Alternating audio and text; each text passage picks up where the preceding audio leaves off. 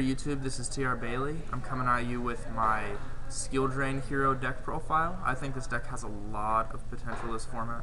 I play this deck a lot different than most people would because I'm using Skill Drain more as like a power card rather than a lifeline for the deck. So let's get into it. So for the monster lineup, this monster lineup looks a little bit more like light beat heroes. I feel like this is probably the most consistent build of heroes right now, even more consistent than the bubble beat. I play one Stratos, obviously, and triple Alias. And this is all for the actual heroes of the deck. And then I play triple Thunder King. This card's just so good this format because it beats everything. It stops factory searches. It stops your mirror match, your opponent from making plays in the mirror match. It forces them to hero lives early to get out of sticky situations. So it really works really good. Also, his ability just to negate a special summon is pretty awesome as well. And it works under Skill Drain, so it works good. I'm playing an Honest because I feel like this card's kind of ridiculous right now. It's not really expected. A lot of people aren't playing it, and last format I wouldn't have played Honest, but this format I will because I think that having 6 light monsters plus your Shining that you're going to make, having Honest is really important. And then instead of Barbaros, I'm playing 2 car cards. Car card works under Skill Drain too. It just makes it to where you draw more outs, and I think that really is helpful in a deck where you have as many traps as this one does. So let's go into the spell lineup. So Reborn, Heavy, Dark Hole, and Book. Obviously these are 4 staple cards. You see these in every single deck. I guess some people cut Book. That's kind of stupid though. Double Duality. I wish was at 3. This deck would be so much more consistent if it was at 3. But it's really good, so you play 2. And then 2 E-Call on a Rhoda. It's really solid. You need your 3 search cards to speed up the deck and help its consistency. And then 3 Spark, because you're controlling the table with this deck. And then also it's really helpful because it helps you speed through the deck a little bit too. So you're destroying and you're thinning your deck out. And Gemini Spark's just an all-around awesome card. It's probably one of the most versatile cards in all of Yu-Gi-Oh right now.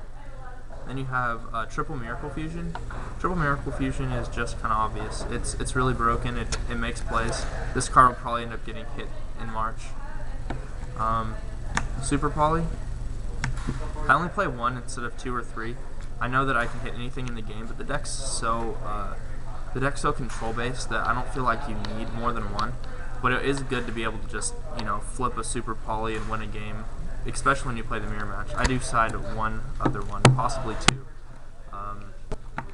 for the mirror match, just because this card this card just supports you winning the mirror match if you play it correctly. And then into the trap lineup, I played 2 Skill Drain. Like I said, I'm using this card more as an answer rather than a lifeline. So it's just an answer to like a tour guide play or a wind up rabbit or a wind up deck. So rather than play it as most people would and just work on protecting this card and trying to draw it and stuff, I'm just gonna use it as a power card. And that's also why I don't play Barbaros, is because I'm using it like this. I feel like it makes it more consistent, because when you're relying on a continuous trap card, you can run into a lot of problems in Yu-Gi-Oh. So I'm just trying to play it more as just a power card. 2 Bottomless. It hits everything right now. 2 Torrential. It's really good. 2 Deep Prison. The format's really slow right now, so Deep Prison's really strong. 2 Hero Blast. Hero Blast is always good. 1 Compulse. Like I said in my last video, Compulse is one of the best cards in this format. This deck doesn't need it as much because it has so much removal. So you don't really need Compulse as much, but I still played at 1 because I think it's really good. And then you play the Solemn Brigade. You don't play Hero Lives, so it doesn't hurt to play Warning. Other cards you could try to tech in, like Soul Takers and stuff. I really wanted to make room for that, but I couldn't see any.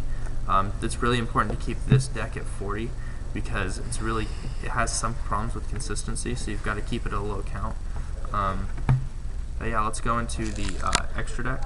It's kind of funny because this is almost exactly the same extra deck as I play for my Bubble Beat heroes, minus just 1 card exchange. So I play one Roach.